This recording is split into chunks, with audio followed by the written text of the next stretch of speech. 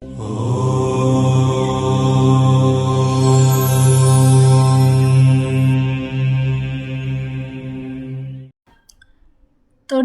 நண்பர்கள் அனைவருக்கும் வணக்கம். நான் உங்கள் பிரியமுடன் பிரியா விருதுநகர்ல இருந்து பேசுகிறேன்.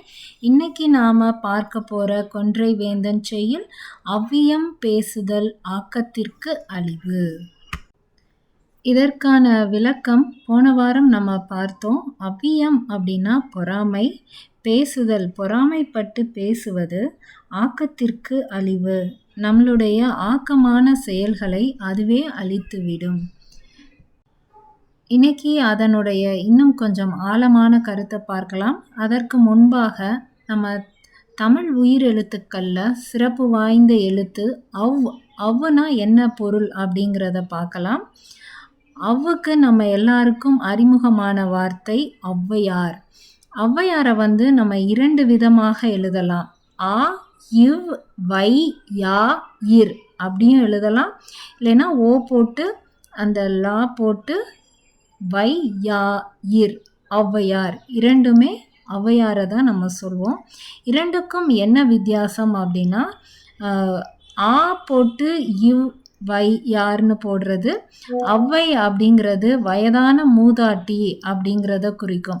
அது நம்மளோட பாட்டியையும் நம்ம அவ்வா அப்படின்லாம் சொல்லுவோம். வயதானவர்கள் அப்படிங்கிற அர்த்தம். ஔவையாருக்கு மட்டும் நம்ம ஓ போட்டு லா போட்டு அந்த அவ்வை வச்சு ஔவையார் அப்படின்னு சொல்லுவோம். இந்த இடத்துல அந்த அவ் அப்படிங்கிறது எதை குறிக்குதுன்னா, ஒரு ஒளியை குறிக்கும். அவ்வி அப்படிங்கும்போது அந்த ஒளி விரிந்து நிறைவதை குறிக்கும். ஔவையார் அப்படின்னு சொல்லும்போது ஞான ஒளி நிறைந்து இருக்கக்கூடிய ஒரு மூதாட்டி அப்படிங்கிறது தான் ஔவையாருக்கான பொருள். இன்னைக்கு நம்ம பார்க்க இருக்கிற வார்த்தை அவ்வியம். அவ்வி அப்படின்னா ஒரு ஒளி நிறைந்து இருக்கு. அவ்வியம் அப்படின்னா அது வெறும் பொறாமை மட்டும் கிடையாது. எதிர்மறை சிந்தனையை தரக்கூடிய எல்லாமே அவ்வியம்தான். வைத்தறிச்சலாக இருக்குன்னு சொல்கிறது, எனக்கு வெறுப்பாக இருக்குது, பிடிக்கவே இல்லை, தலையில் அடிச்சுக்கலாம் போல் இருக்குது, இந்த மாதிரியான உணர்வுகள் எல்லாமே அவ்வியம் அப்படிங்கிறதுக்குள்ளே தான் வரும். இந்த அவ்வியம் எப்படி ஒளியாக நமக்குள்ளே நிறையுது அப்படின்னா, இந்த உணர்வுகள் எல்லாமே நம்மளுடைய தலைக்குள்ள ஒரு ஒளி வடிவமாக, ஒரு படம் மாதிரி நம்மளால் பார்க்க முடியும். அந்த ஒளி தொடர்ந்து நமக்குள்ளேயே இருப்பது நம்ம உடலில் இருக்கக்கூடிய நீர் சத்து அனைத்தையும் அந்த ஒளி ஆற்றல் எடுத்து நம்மளுடைய உடலை வறண்டு போக வைக்கும். அப்போ நிறைய நமக்கு அந்த அவ்வியம் எதிர்மறை சிந்தனைகள் நமக்குள்ளே தோன்றிக்கிட்டே இருந்துச்சுன்னா, நம்ம சொல்வோம் இல்லையா, இந்த நெகட்டிவ் தாட்ஸாக எனக்கு மண்டை காயுது அப்படின்னு நமக்குள்ள ஒரு காய்ந்து போன உணர்வை ஏற்படுத்தும். இந்த இடத்துல அவ்வியம் பேசுவது அப்படின்னு ஔவையார் சொல்லியிருக்காங்க. நம்ம யாருமே அவ்வியம் பேச மாட்டோம். ஒரு இடத்துல போயிட்டு நீங்கள் முன்னேறுறத பார்த்தா எனக்கு பொறாமையாக இருக்குது, எனக்கு வைத்தறிச்சலாக இருக்குது, அந்த மாதிரி நம்ம யார்கிட்டையுமே பேச மாட்டோம். நமக்குன்னு ஒரு கௌரவம் இருக்கும். அந்த இடத்துல வெளிப்படையாக நாம் பேசவும் மாட்டோம். மறைமுகமாக நம்ம வேறு யார்கிட்டையும் அதை பகிர்ந்துக்கவும் மாட்டோம். அது எல்லாமே நமக்கே தெரியும். அது நெகட்டிவான எமோஷன், இதை வெளியில் சொல்லக்கூடாது அப்படின்னு. அப்புறம் ஏன் ஔவையார் அவ்வியம் பேசுவது அப்படின்னு சொல்லியிருக்காங்கன்னா, இது நமக்குள்ள நாமே பேசிக்கிட்டு இருக்கிறோம். எப்போவுமே இந்த நெகட்டிவான சிந்தனைகள் நம்ம மைண்டுக்குள்ளே இருந்து நம்ம கூட பேசிக்கிட்டே இருக்கு. அதுதான் அவ்வியம் பேசுதல். இந்த அவ்வியம் பேசுவது எப்படி இருக்கும் அப்படிங்கிறத ஒவ்வொரு பெண்களும் எப்போ உணர்ந்திருப்போம்னா, நம்ம திருமணமாகி நம்ம அம்மா வீட்டை விட்டுட்டு அந்த புதிதாக இன்னொருத்தருடைய வீட்டுக்கு போகும்போது அந்த இடத்துல நம்ம ஒவ்வொரு விஷயத்தையும் ரொம்ப யோசித்து செய்வோம். இதை செஞ்சோம்னா இங்கே இருக்கிறவங்க எதுவும் தவறாக நினச்சிக்குவாங்களா, இந்த நேரம் இந்த இடத்துல நம்மளை சாப்பிட்லாமா, நமக்கு அந்த உரிமை இருக்கா அப்படின்னு ஒவ்வொரு விஷயத்துலையும் பல எண்ணங்கள் நமக்கு உள்ள பேசிக்கிட்டே இருக்கும். அந்த மாதிரியான ஒரு உணர்வு தான் அந்த நெகட்டிவான எண்ணங்கள் நமக்குள்ள பேசுவது அவ்வியம் பேசுதல். நம்ம அம்மா வீட்ல இருக்கும்போது, நம்ம செய்யக்கூடிய செயல்கள்ல ஒரு சுதந்திரம் நம்மளால உணர முடியும். அதே விஷயங்கள் ஆரம்ப காலத்துல அந்த கணவருடைய வீட்ல போய் செய்யும்போது, ஏதோ ஒரு விஷயம் மனதுக்குள்ள நம்ம கூட பேசிக்கிட்டே இருக்கும்.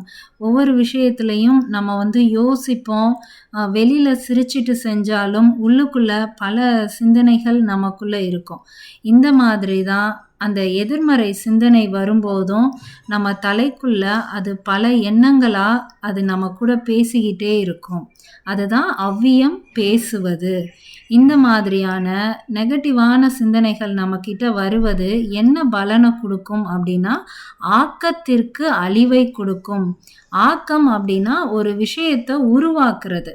இப்ப எந்த விஷயமா இருந்தாலும் சரி, அத நம்ம உருவாக்குறோம்னா, அந்த இடத்துல நமக்கு வந்து நல்ல ஆற்றல் தேவ.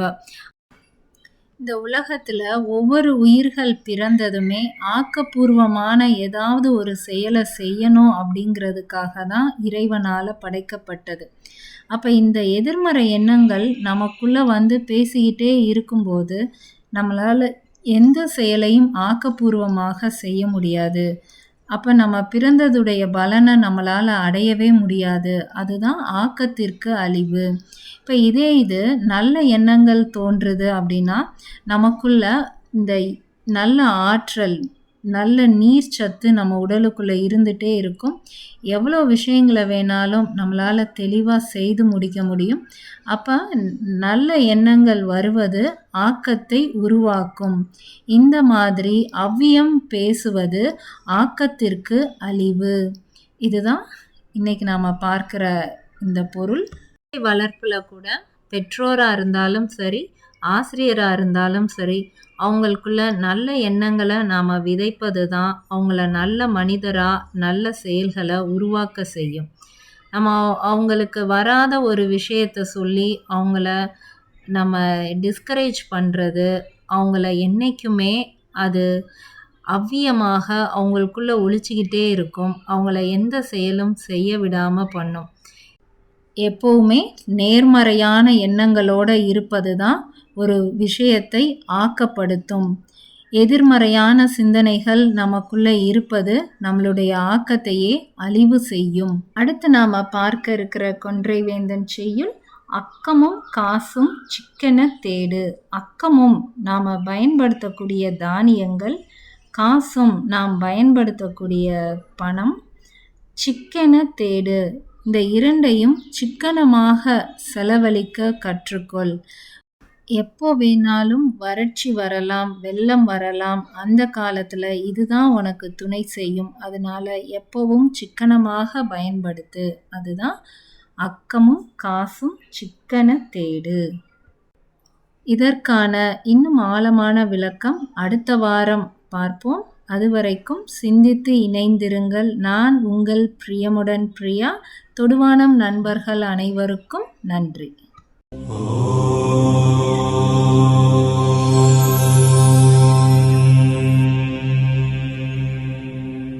वीडियोस बनाने हैं फिल्मोरा है ना।